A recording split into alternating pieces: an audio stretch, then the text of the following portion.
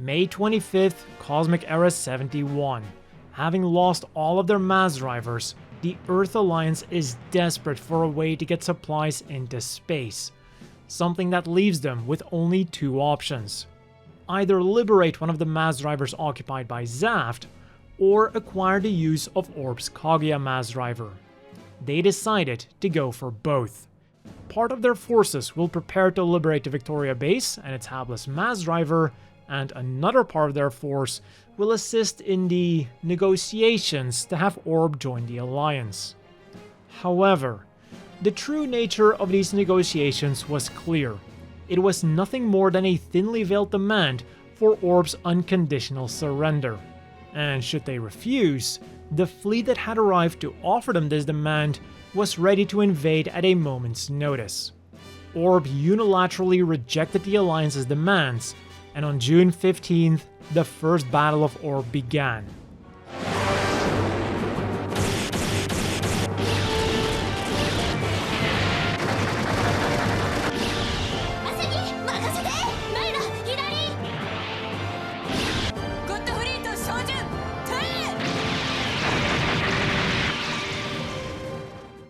Despite fierce resistance from Orb's technologically superior armed forces, they were no match for the Alliance's immense numerical advantage. The battle lasted for only 2 days, but heavy casualties were inflicted on both sides. Whatever remained of Orb's fighting force was loaded onto the Kusanagi, which managed to escape using the Kaguya mass driver.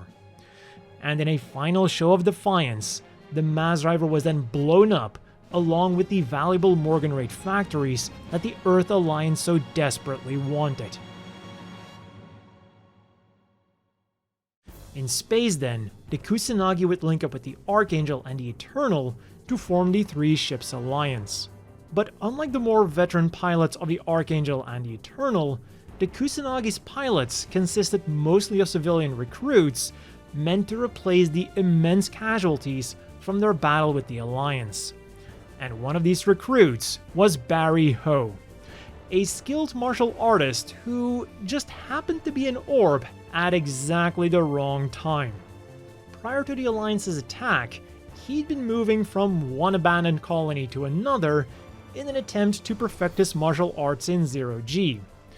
Then he decided to go to Orb for some unknown reason, got caught up in the Alliance's attack, and managed to escape on board of the Kusanagi. And here, it was quickly discovered that he had a real talent for piloting mobile suits. He was even able to replicate his martial arts techniques with them. And thanks to his skills as a pilot, he was given one of the M1A Astrays, the space-only variant of the M1 that had higher mobility, more fuel capacity, a bigger and better V-fin, and a stronger beam rifle. All around, a superior unit for space. And one of the first times that we see him using this machine is together with the Strike Rouge IWSP. But considering the fact that Kigali never used this machine in combat, this must have either been for recording propaganda footage, or perhaps it was a test fight gone wrong, because there definitely seems to be some kind of battle going on. Also, despite being an extremely skilled pilot and martial artist, he wasn't quite so skilled around women. You're... This is Caligula office. What's the matter? Are you okay? He was, in fact, not okay. But all kidding aside, his skills earned him the nickname God of Fist, and because he was a devout atheist, his personal emblem were the bloodied kanji for godless. His fists were the only gods that he believed in. The only god is the one within these fists! How long have you been in this? And they would serve him well throughout the war, all the way up to the final battle of Yakin Due, where he would face off against some of the Cosmic Era's top aces.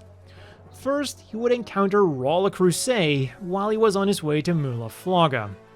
He wasn't able to do a whole lot against Rao, but considering the power gap between the M1A Astray and the Providence, just surviving is an achievement in and of itself.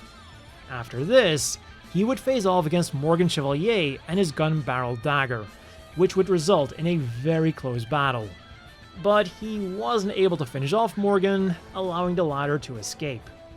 And finally, he also defeated one of the Gui's experimental firearms types with nothing but his fists, which was actually very typical of how he fought with his mobile suits, and the main reason that he earned his nickname. After the war then, he would begin traveling again in order to hone his skills and find more worthy opponents to fight.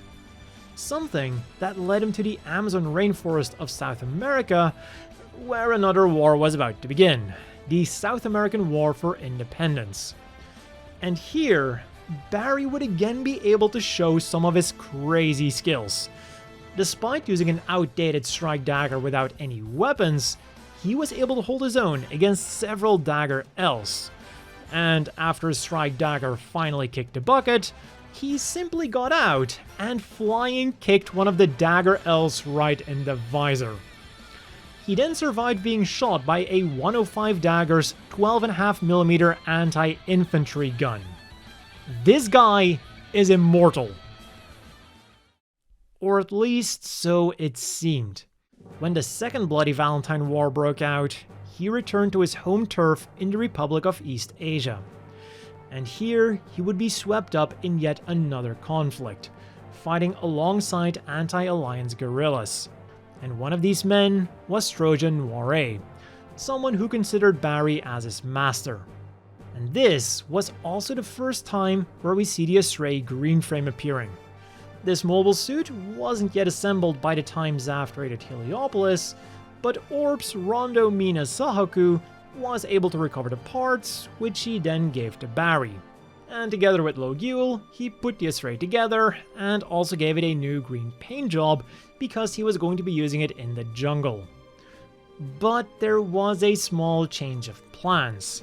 He instead entrusted the green frame to Trojan, leaving himself with only a civilian Astray Junk Guild custom. A mobile suit that wasn't actually meant for combat. And he would then be forced to use this machine in his final fight against Sue, a bloodthirsty combat coordinator who was part of a mercenary group hired by Zaft. Barry fought valiantly both in and out of his mobile suit, but in the end, he was no match for Sue. His lifeless body was later found by Trojan and buried in the place that he tried so hard to protect.